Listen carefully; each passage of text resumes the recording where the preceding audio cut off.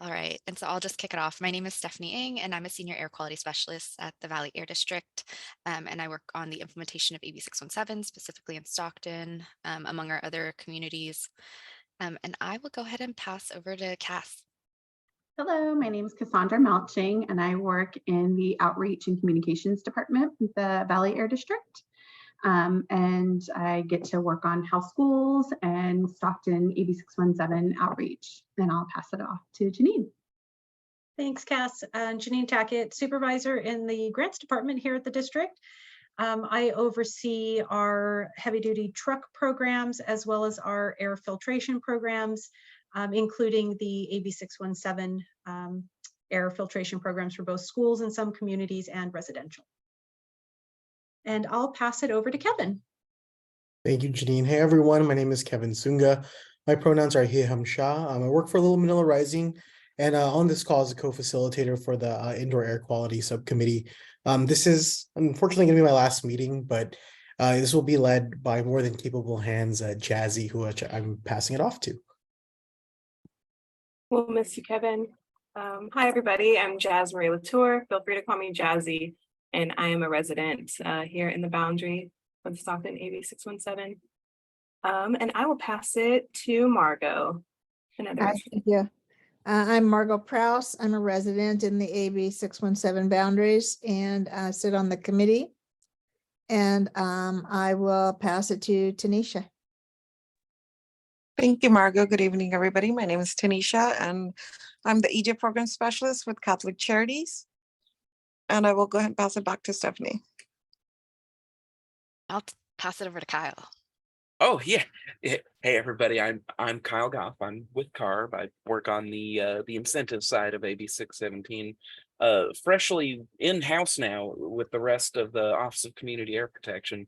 I think I've said that a lot to a lot of different folks. I'm sure all of you have heard that at this point, but I figured it bears repeating just to be safe. But yeah, that's it for me. Well, you said it before, Kyle. What does that mean? You're in-house? What does that mean? So it doesn't necessarily mean a lot to folks that aren't in CARB or the air districts, but what it really means, sort of when you drill down to it, is now we don't have two separate management chains to worry about for handling cap incentive stuff. So you're not actually in Fresno. Right. No, I'm up in Sacramento. Right. Okay. Yeah. And so, yeah, basically it allows us to use our resources a little more quickly for cap incentives, provide a little bit more support where necessary. And for me, for my part, it also means I get to step in as the CARB liaison for Stockton overall, and not just kind of participate in a advisory capacity for the incentives specifically. Now I'm stepping it up a little bit more beyond that. Thank you. And Yeah. for folks that were familiar with him, Kyle is joining us as kind of in the place of Scott Wall, who moved into a different department in CARB. So we're glad to have Kyle. I did pop into the awesome. Thanks, everyone. Oh, and we have Everett, we're doing a quick round of introductions. I don't know if you can hear us, but if you can, if you want to unmute and just let us know your name and your affiliation on the CSC. Good evening, Everett Johnson, Stockton resident in Stockton, California. Awesome. Thank you so much, Everett. I did pop the today's agenda into the chat, but I'm happy maybe to pass it over to Jazzy or Kevin to get us started. The district has a little bit of a presentation just to provide some updates, but maybe I'll pass to you all to run through the agenda.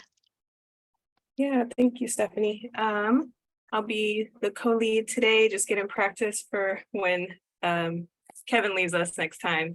But yeah, so today on our agenda, we're going to talk about how the IAQ rollout is going with the clean room initiatives happening valley-wide, and then the Valley Air District will also talk about where Stockton is in these numbers and the progress going on. And then we'll spend a little more of a chunk of the time talking about different outreach strategies for the area of Stockton that will be asking for participation from everyone. And then we're going to close out with talking about what do we want to see for the future meetings, as we're going before we start scheduling all the meetings for the next half of the year. So if we can talk about that and then close out with some announcements and questions or next steps. And so with that, I think I'll pass it back over to the Valley Air District to talk about how the rollout of this this clean rooms initiative is going. Yeah, sounds good. Thanks, Jazzy. I'll start it and then Cass and Janine, feel free to jump in. I do have a slide deck to show you all, but maybe I'll just quickly share an update. I think this is something that has been really exciting on our side, but I don't know if we've had the opportunity to share it with you all because it happened so quickly. I think many of you know that at the beginning of June, we kicked off both a Valley-wide and then an AB 617 specific clean air rooms program. For the Valley-wide program, within those first couple days, we totally recognize that there was a lot of desire and need in the community for this program because we had so many people apply.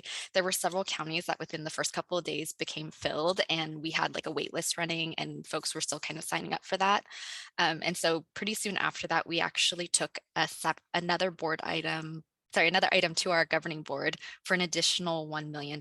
So that's $2 million in total for our Valley-wide program.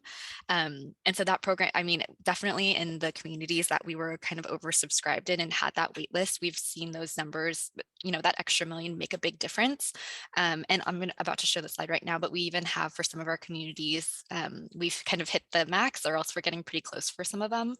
But I'll also talk kind of specifically about how the northern counties are doing, specifically like San Joaquin County and then our AB 617 community as well. But let me go ahead and share my screen. So this first slide that you're seeing here is going to be kind of the most up-to-date. Janine has been so great about reporting out these numbers. These are fresh just from this morning about how our Valley-wide program is doing. As a reminder to folks, again, this is $2 million that's allocated, and they are allocated to each community based on kind of a proportion by population. And so as you can see, there are a lot of numbers here, but kind of maybe the one that's easiest to kind of look at is that very last one kind of describes how many units are still remaining in that county. And so as you can tell, a lot of our kind of central and southern counties are getting close to kind of the end of their funding allocation. We are completely full in Kern County.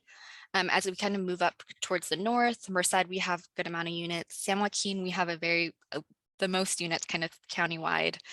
Also, Stanislaus still has a handful as well. And then kind of moving on. So this is our Valley-wide program. We do, I think as most folks know, have a Stockton AB 617 specific one, but also one for our other AB 617 communities as well. We have $1 million also in Fresno and then also in Shafter. And these are the numbers for our AB 617 communities. So in Fresno, we have currently, since this morning, about 725 applications in Shafter, 385, and in Stockton, 70 applications since we opened this program at the beginning of the month.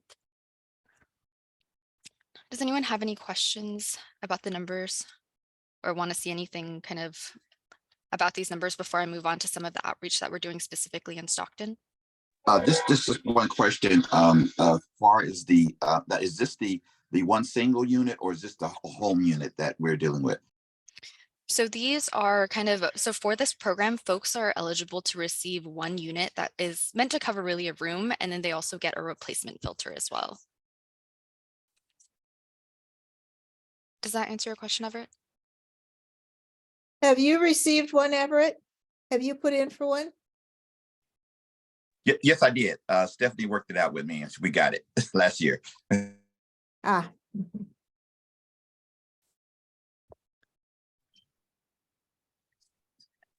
Cool. So those are the numbers that's kind of where we stand with, again, the Valley-wide program and the AB 617 program. Something that we want to talk to you all, I think, as you can see, there's definitely a lot of room to get more folks participating in this program, and kind of specifically, I think, talking with this group in our AB 617 community and also kind of the greater San Joaquin County.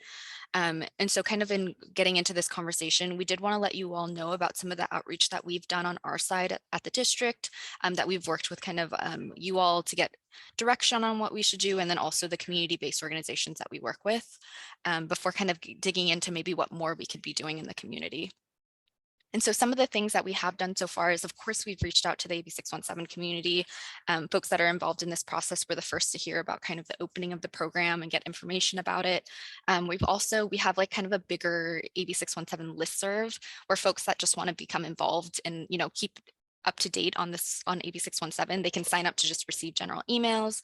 And so we've reached out there. We've also reached out to a lot of Stockton-based community-based organizations, many of which you all have helped recommend to us, some of which include like APSARA, Faith in the Valley, Rise Stockton, the Housing Authority. We also reached out to a contact that has kind of networks in all five of the community centers in Stockton, including Van Buskirk and Shibley, which are in our boundary, and then Oak Park, which is just outside the boundary, but is the senior community center. And Cass, actually, she was up in the north just a few days ago. She actually went to some of the community centers and all the libraries that are in the boundary and dropped off flyers to them. Cass, I don't know if you want to say a little bit about your experience kind of going through all those different sites.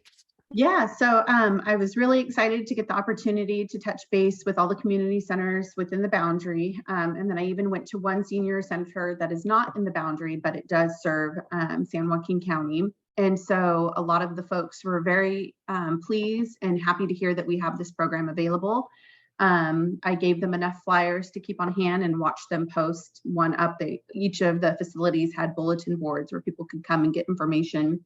And even the workers there were excited and they were like, is this something I can apply for? And I was like, yeah, you might be able to. So put your address in and it will tell you yes or no. It's a very, very easy process.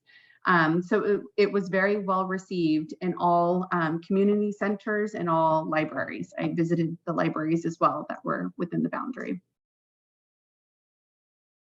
Go ahead, Jazzy. I was noticing on the AB 617 slide, it looks like in Shafter and in Fresno that we're kind of like equally ish. I mean, Stockton has the most available, but we all are kind of like floating in the 4,000 remaining units. And I think I'm wondering if that's like, do you think maybe that the population is harder to reach, or and compared to like the other valley-wide distribution? Yeah, that's a really good question. I think overall with our specific AB 617 communities, we are just looking at a much smaller area in which is available. Like the Shafter community is, for the amount of applications, which is amazing, the Shafter area is just so much smaller than all the other AB 617 communities. Although I do think maybe, Janine, I don't know if you can speak to this. I do think the amount of people that are eligible for the program, like in our boundaries, everyone is eligible kind of to participate in this program. Whereas like if you're in a county, it would depend on kind of whether or not you fall into a disadvantaged or low income community. So I do think, yeah, there's some different caveats, I think, with our AB 617 communities. Janine, I don't know if you have anything to add. No, I mean, other than San Joaquin County as a whole is a little bit more challenging to reach because the media market. And so I think in a little bit, we'll be hearing from Cassandra on some of the additional efforts that are being made in that particular county. It's a different media market than some of our other counties. And so it's a little bit more challenging from that respect. And I think, you know, that's where we're also hoping to get assistance with some boots on the ground outreach by some CBOs and other, you know, folks in the community, but also then trying to find every avenue possible to reach those folks. Because I think that, I mean, I can't imagine how anybody would hear about the program and be like, no, I don't want that free thing. No. Like, you know, it's something that I just don't think, I mean, there will be some people that don't want to hassle with it, don't want to participate. Okay. But a majority of the people are going to want to. So that leads me to believe that they just haven't heard about it yet. And we just need to get that right channel to them and reach them. Yeah. That is true about San Joaquin. I think that the information has not been there. I think it has been to certain spots, but I believe it's coming in now greater than ever. And I think it will do better when the people get the information. Yeah. And then sometimes the elder people just can't get into the computer and do all the other things. So we do need hands-on people to be able to meet that need and get it sent through. Yeah. Not just give them the information, but get it sent through. All right. Everett, excellent point. And we have experienced that in many of our other locations throughout the Valley. There are a large number of community members that don't have internet access, are not comfortable using internet. You know, there are just a lot of different challenges. And we do have a lot of staff here at the office that can help take the information over the phone and help get the information added into the application portal just over the phone. So we're hoping that, you know, obviously that messaging gets out to them as well, that if they are having trouble applying or don't know what to do or where to go, they can just simply call us and we will, we spent one of the days that the media hit kind of the Fresno area, we had a huge influx of calls for a couple of days, and I think we didn't really even process too many applications. We literally, our staff in grants, Cassandra's teams in OC, even Stephanie's folks in her department were all manning the phones, helping folks get applications entered over the phone. And that was, you know, kind of the Fresno and surrounding areas. So we definitely have that same support for the San Joaquin County and Stockton communities. What was media outreach you used for that time? Well, in the very beginning, we did send a press release out to the Valley media, but it's a different media market here than it is in San Joaquin County. So San Joaquin County does access the Sacramento media market. And it makes it more challenging because those news stations recognize that the information we're asking them to send out is for a very limited group of their actual market. And so it can become very confusing to their market if they're messaging something that only applies to a small group. So it becomes a little bit more challenging. Here in the Valley, the media market is covering the Valley other than San Joaquin County. And so the messaging is very uniform across the entire market, and we can send a press release out and our media here in the Valley will pick it up and run little spots on the evening news, in their social media posts, in their printed posts, you know, so it's much easier to access those media markets because they cover our entire jurisdictional area, where San Joaquin County does fall within the Sacramento media market. Maybe to also add to Jazzy's question, just in terms of kind of the strategies we've used, like Valley-wide versus AB 617 communities, it's been the same across the board. Like we've done the same social media, we've done the same kind of ads, aside from the specific thing that Janine is mentioning with kind of the media and like kind of the news stations or TV stations we can run commercials on.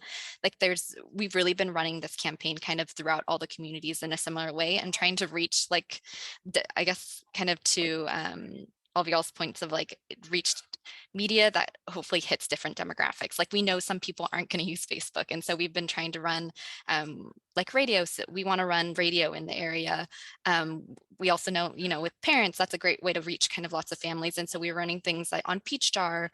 And so I think trying to reach a lot of ways in which folks might receive their information. But I think also maybe there is an aspect of folks that maybe think it's too good to be true. So we, you know, if it's the case that folks might want to receive their information in a certain way, we want to be reaching out to those people. So some of the things we'll talk about is maybe like we reach out to like religious organizations or a place in which folks are receiving information from a place that they trust. So that's something that we want to talk to you all about. Like, where do people get their information and where do they get information that they trust and like want to apply to?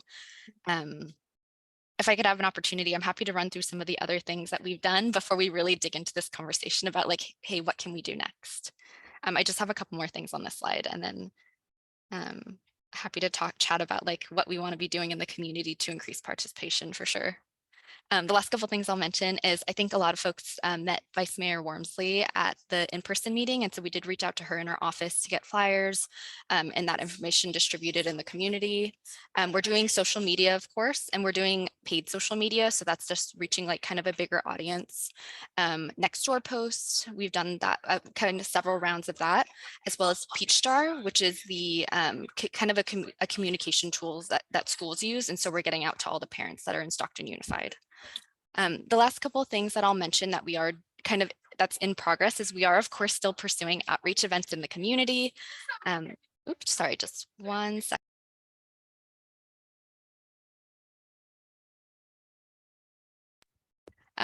We're of course pursuing outreach events in the community. And so I know Cass and then also someone from our team is going to an event in Conway Homes in July. It's like a backpack giveaway that the district will be tabling at. And then we discussed this, I think, in kind of our prep meeting with Kevin and Jazzy. But we do want to do some commercials via radio. And so some of the stations that we're looking at are, and I don't know actually how you would say them, but KQOD, KWIN. And we also want to get a kind of a short little ad and also a Spanish radio channel as well. And so those are some of the things that we have done and then kind of that are in progress right now. But we definitely want to talk to you all about maybe some other methods we can be doing that might work really well in the Stockton community. We have a few that are brainstormed, and maybe I'll pass to, I know Janine talked about it a little, but I'll maybe pass to Cass to talk about kind of the situation, or maybe fill in any more details about why we don't necessarily run big TV ads in the area. Sure, absolutely. Just to piggyback on what Janine was saying, you know, the Stockton media market is set up a little bit differently than the rest of the Valley. And given that it does pull in Sacramento and most of the stuff comes from Sacramento. So again, you know, anything that we put out that is specific to a particular region just doesn't get the same amount of attention as it would if we gave it directly to our local news stations here in the Fresno area. So, you know, that's been a big challenge. But like Stephanie mentioned, we are gonna rely heavily on radio because we know that that is done well in other areas. And so this Thursday we will be taping both in English and Spanish, and then we'll be releasing out. So we're super excited to get that going. So if we can get some other stations that maybe you guys are familiar with in the area that we don't have listed, we would greatly appreciate that insight. And then any other type of, you know, outreach that we can do. She did mention we're going to be at Conway Homes. We're also going to be at Sierra Vista Homes, which is up in Stockton. And so we will definitely be sharing that information. There's also a couple other events that are on the docket for the Stockton area where it gives us the opportunity to be in touch with, you know, residents in that area to let them know that we do have these programs. And so we're definitely planning on sharing the information then as well. So yeah, any input we could get would be great. We can hit some of the, I don't know if you had some of the big churches like Christian Life Center, and they have a radio station, KCJH, and then at Sunday night they have a gospel station, something joy, but other stations like that, other big churches, and like First Baptist and other places that can get the information out. Like we did talk about the community centers, and you did bring that up, and that is definitely the good one. The city hall, and the county Parks and Recreation.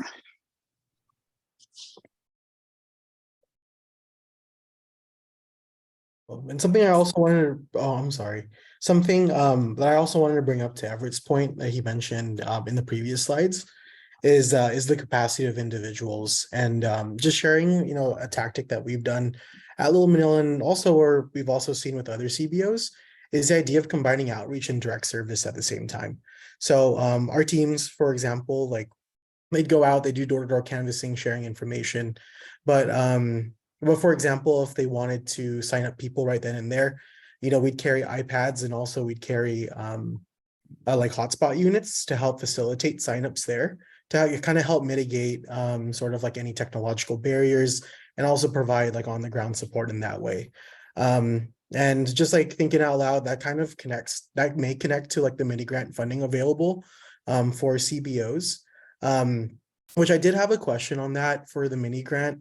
Would it also be open to religious organizations, or is there like a designation, like a tax designation that certain organizations have to hold to be eligible for the mini grant?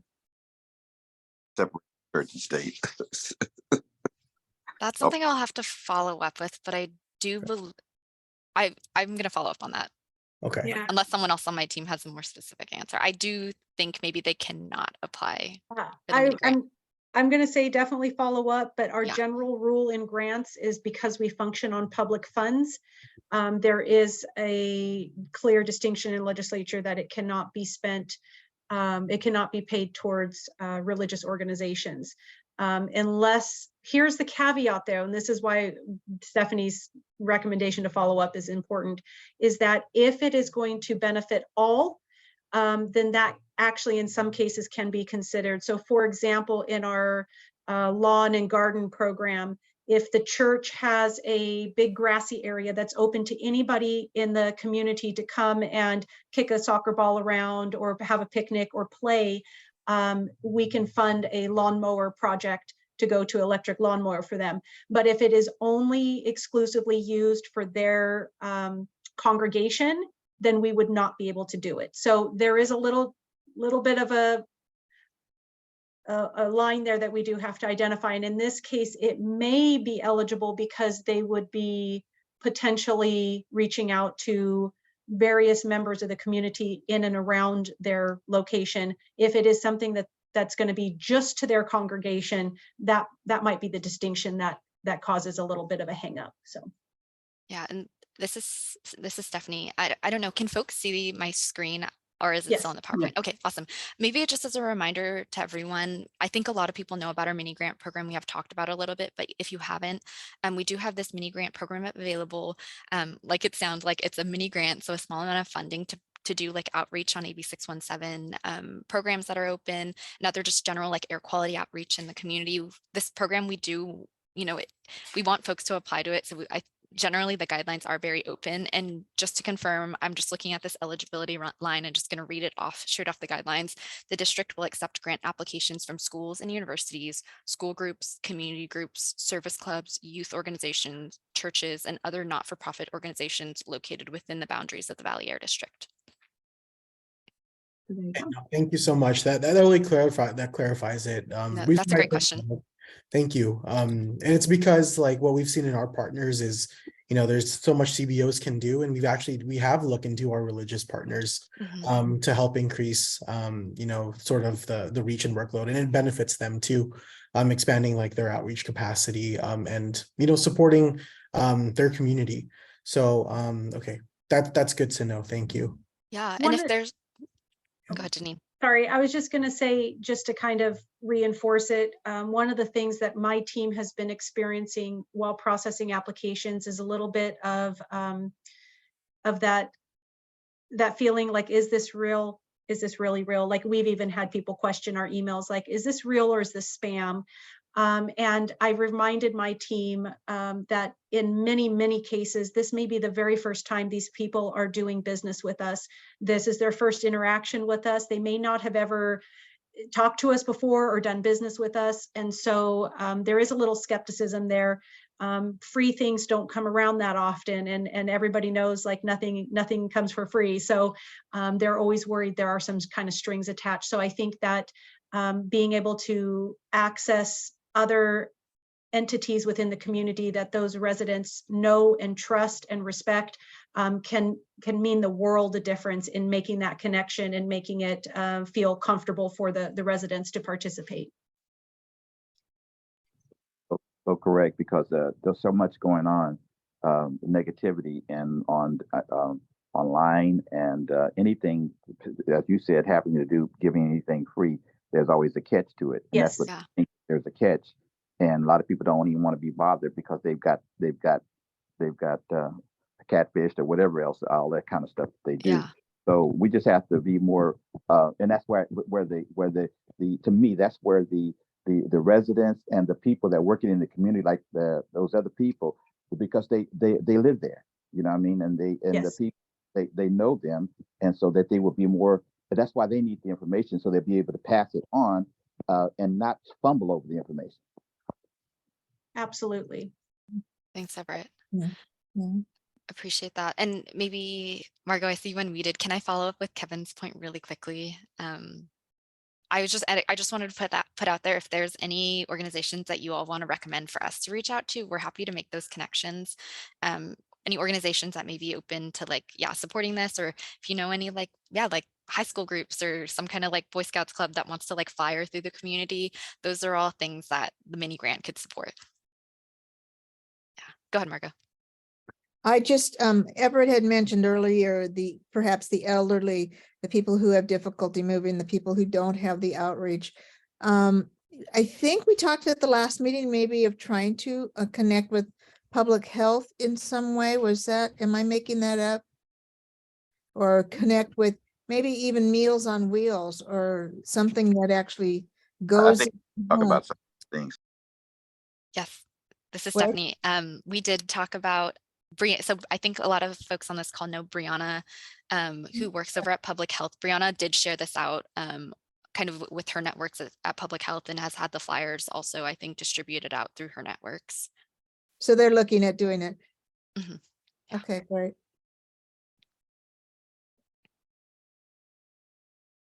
And maybe, oh, go ahead. Well, I'm sorry, man. Like I only have like seeing one person view. Sorry, Steph. Well, to follow up on Margot's point, we're also like a lot of the CBOs are also part of a resiliency committee with public health. So that's something that we can definitely share with all other partners, which includes faith-based organizations as well. But sorry, Steph. That's all I wanted to plug in. No, that's super awesome. Thanks, Kevin. Appreciate that. So I'm hearing kind of, definitely that public health angle, working with different faith-based organizations, churches in the area. I did hear some recommendations for some specific radio stations as well. And then Parks and Rec too. Maybe some of the other things, maybe just like some of the things, their ideas that we maybe heard as we worked with our co-facilitators to put together this agenda, or maybe just things we've heard in past meetings that I'll just say. And then if folks think this is something that could be successful in the community, we definitely are open to pursuing it. But some of those things, including direct mailers, text banking. We talked about this a little, but door-to-door or community canvassing, and there being mini grants available for this. Maybe I'll just share like a short story that we did our Fresno in-person meeting just last week. And we heard in their community that honestly, the thing where folks get a lot of their information is flyers, like just straight to their door. And so we do know this could be successful in certain communities. So that's something we're open to.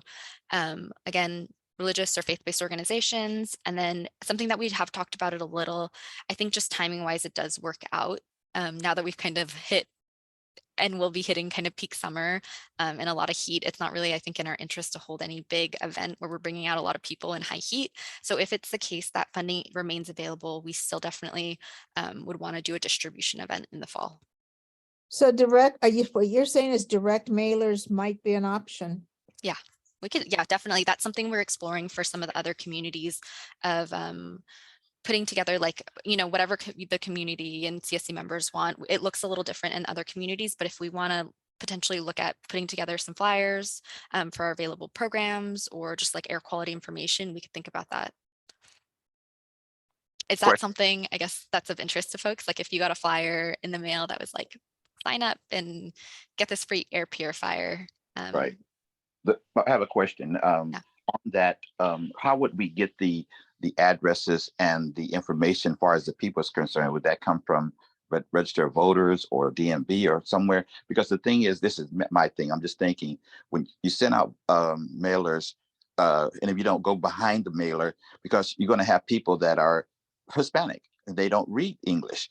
And so with changing that, or even Cambodian or anything else other than that, we need to know where we're sending it so that we don't waste the money or the time that we're dealing with.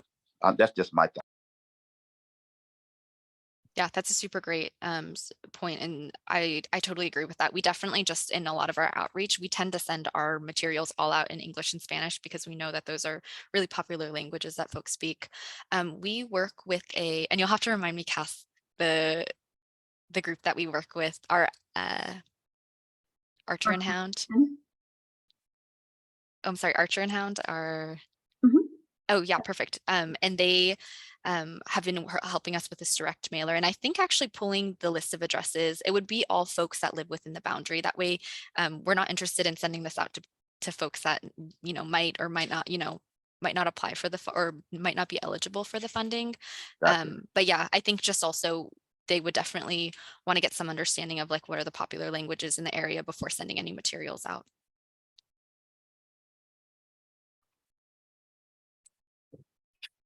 There's a question in the chat as well. About, is there a way to get a demographic data within the boundaries to do targeted outreach? Yeah, I mean, I think that's already stuff that, that's already information we do have. I want to say it's actually, we have some version of it in the SERP as well, but we've done that kind of demographic research. But for sure, this is something, if we do it like a direct mailer, we'll definitely follow up to make sure that what we're sending out is like culturally relevant to the folks that we're sending it out to.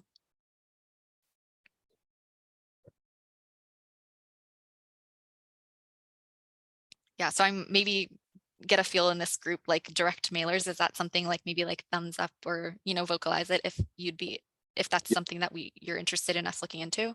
I think that would be definitely be a help because neighbors pass that information on to neighbors and families pass it on to families. I believe it would.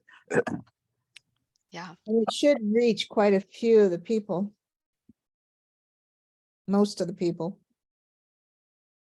Yeah, I agree as well.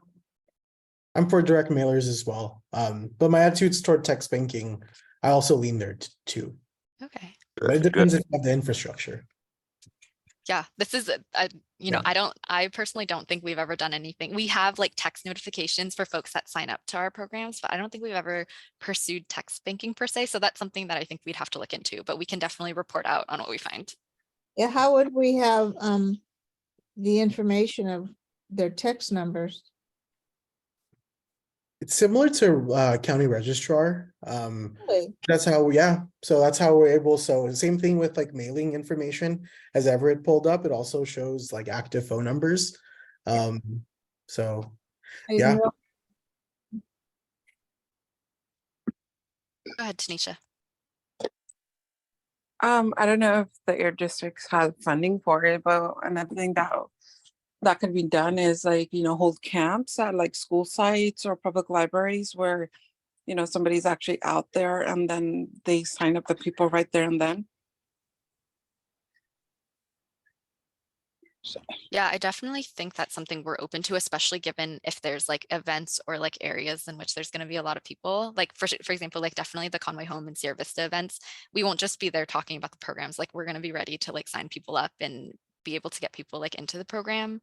And I think, depending on excellent. what, oh, awesome. Yeah, we totally agree. Yeah, we want to That's be what ready. I was going to piggyback and say that yes. So all of our AB 617 events, we always have a hotspot and an iPad to be able to do that. So we can pop it open and show people. So if people want to apply right then and there, we have the capability to be able to do that. Awesome. And Tanisha, to your point about schools, part of me is like, I hope the funding isn't there, but I do think, if it's the case that we still have funding available when school starts again, I know that our outreach teams have gone out, at the beginning of the year, normally they do a big round of outreach to many schools, including ones in our boundary to talk about air quality information. So if there are still units available, I definitely would know that we would put in information about the clean air rooms for their kind of round of like school outreach that they normally do. Okay, there's also like outreach opportunities at the flea market. I mentioned that before too. Like they have like where you're able to table there, and that's a lot of foot traffic there too. Is there one in particular that you're thinking of? There's the Wilson Way Flea Market, and then there's the Fairground Flea Market. That's Monday through Tuesday or Wednesday, I think. Wednesday or Thursday, I think. And then there's one on El Dorado too. I don't know what that one is all about. The El Dorado one is I live by that one, and it's every weekend and it's packed. And there's a Delta flea market, but that's not in the boundary. And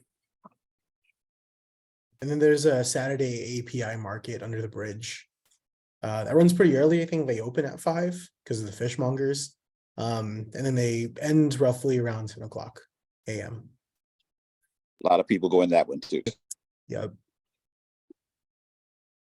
those sound like great places to get a lot of folks targeted in one short period of time. Mhm.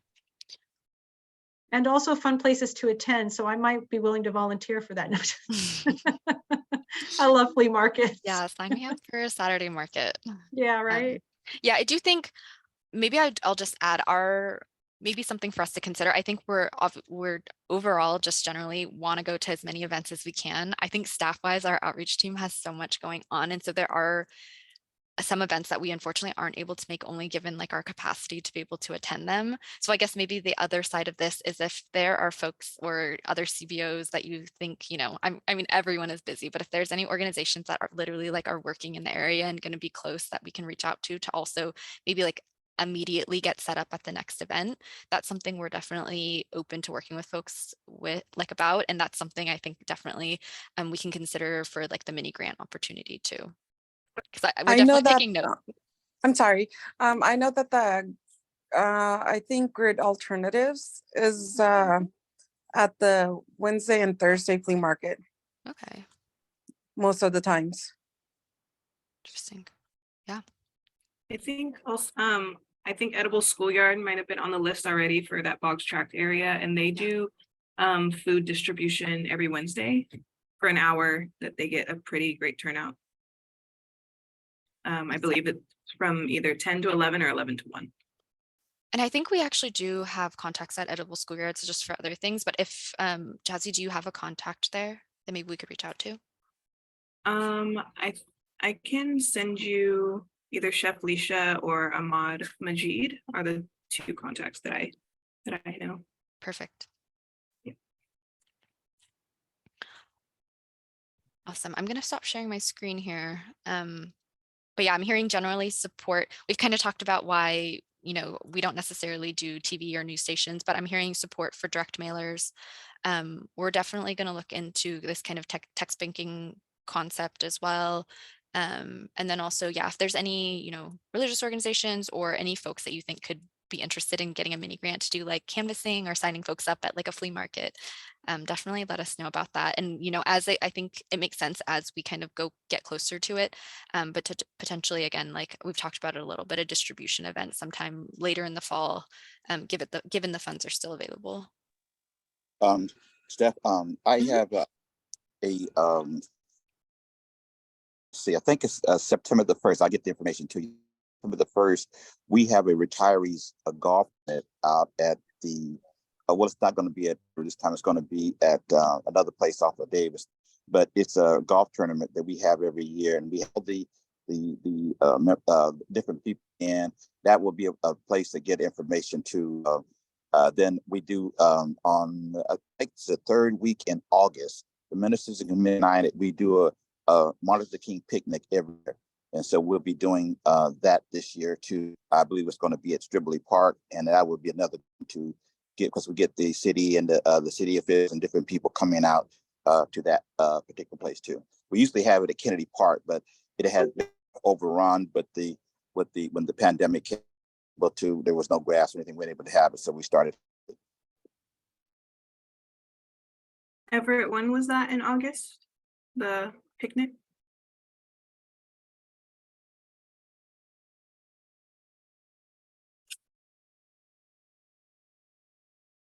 Everett, are you there?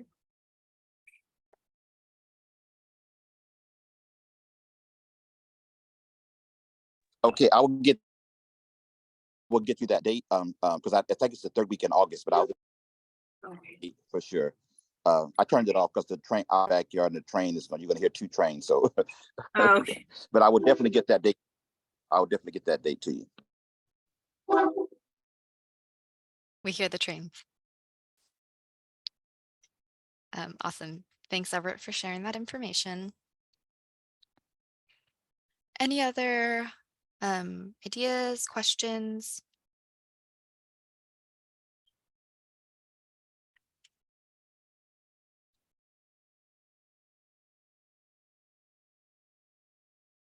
We're totally happy. Oh, go ahead, Jessie.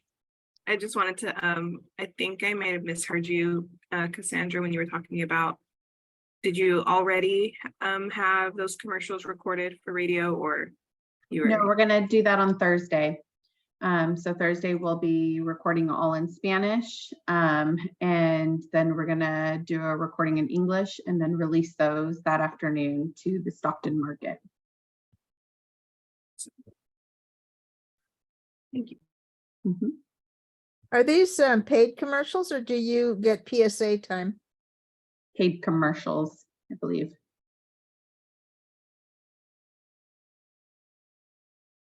Real quick, I just wanted to let you guys know also that I will be up in Stockton area tomorrow with a few of my folks for a truck event, but we are taking Clean Air Room flyers with us to just hand them out because you just never know who knows who and who can pass what on to whom. So we will be at Interstate Truck Center. It's a Peterbilt dealership, and we will be sharing information about the truck programs, but also helping to just kind of reach out to anybody we can. We anticipate there to be several public agency and similar type of fleet representatives there.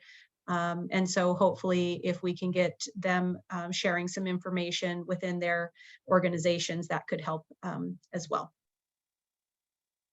Where's that location? They are on Sinclair. I'd have to look up the address. Let me Google it real quick. Okay, that's not Wilson Way and no, that's the different. Okay. No, I don't And want the.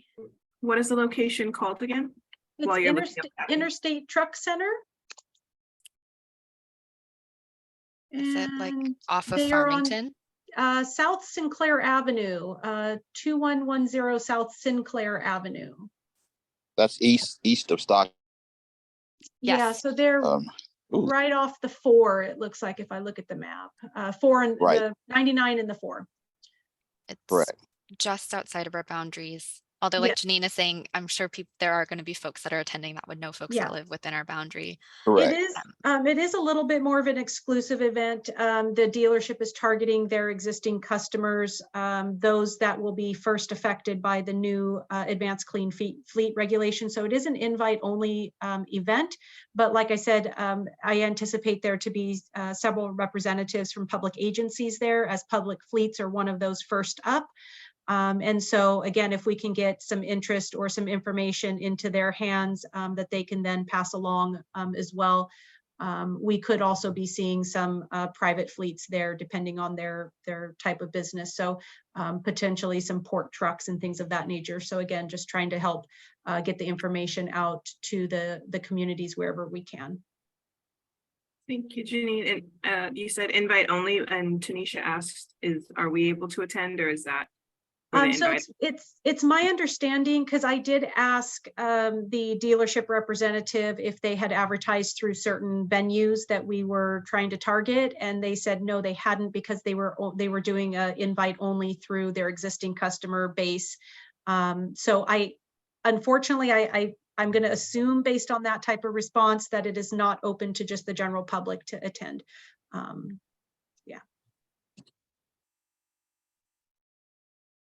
Thank you.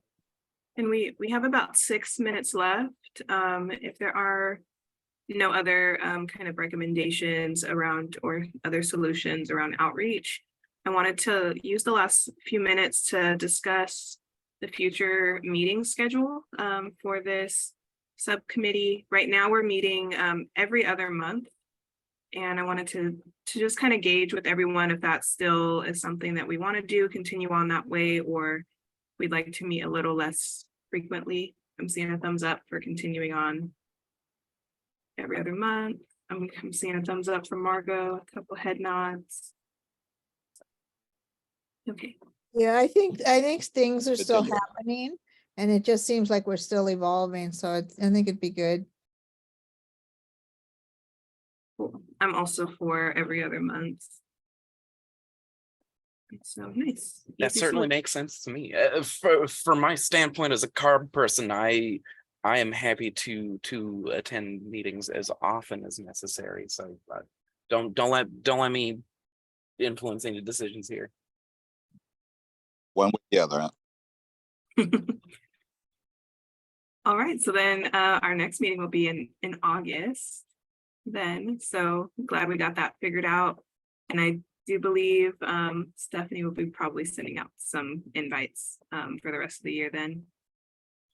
And just to wrap up, are there any other announcements? Janine shared with us about the event happening tomorrow that's not open to the public, but that will be having some flyers taken for the clean air rooms. But are there any other announcements or questions or next? Owen and Kevin or Stephanie is filling in our next steps. Question, Janine,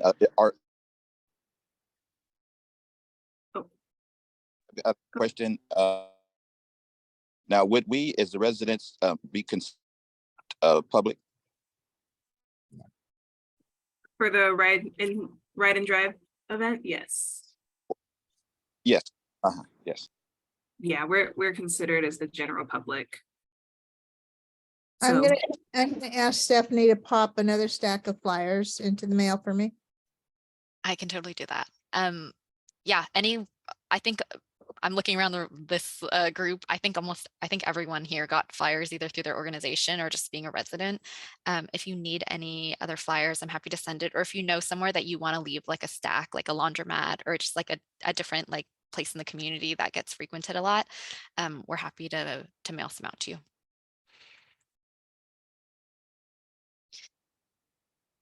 Margo, do you know how many? Why don't you send me 100? Cool. Awesome. nice. And I'll just kind of share from the district perspective some of the things that we're going to follow up on based on these meetings. They're in our agenda notes right now, but I'll just say them aloud. We're going to follow up on a couple of things, including this direct mailer concept. So, mailing out flyers to people's homes, follow up on this, the idea of text banking. And then also we heard some suggestions about flea market or else like market tabling. That's something that we think could be interesting and really reach out to folks. So we'll follow up on those. Also reaching out to a couple contacts. So I heard edible schoolyards, just following up also with Brianna about the Meals on Wheels food distribution, and then also Parks and Rec. I do think that we've kind of tangentially reached out to people that do work in the community centers and such, but we'll see if there's another, contact that we can reach out to.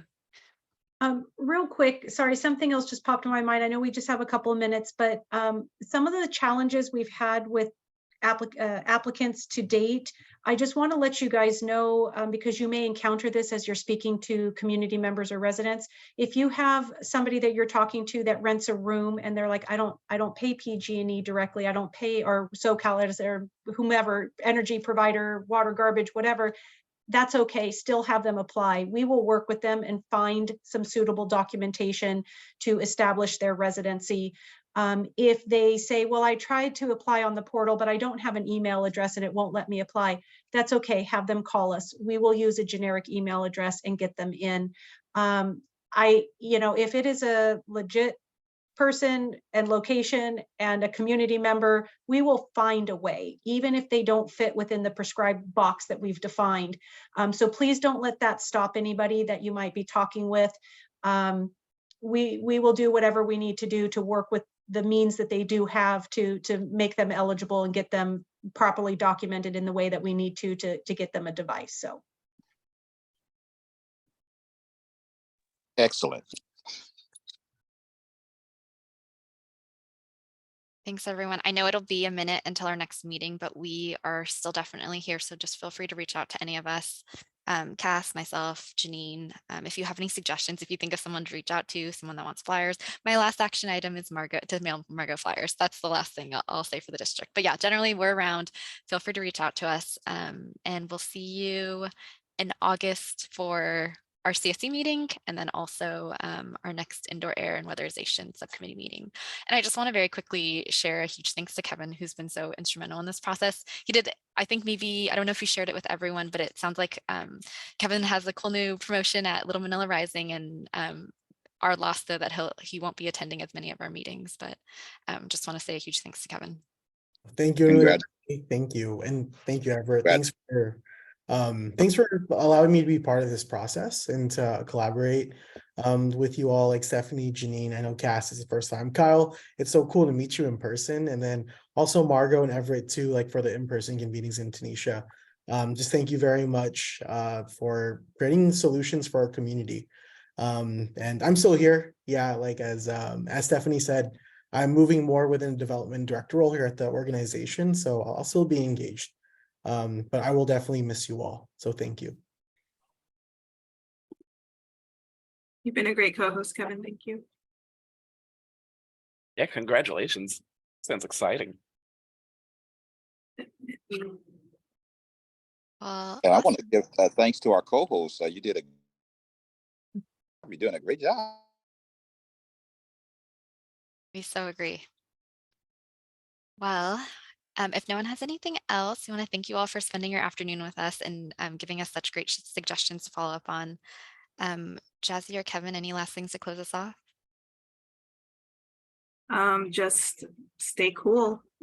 Yeah. As the heat gets going, and we'll see y'all in August.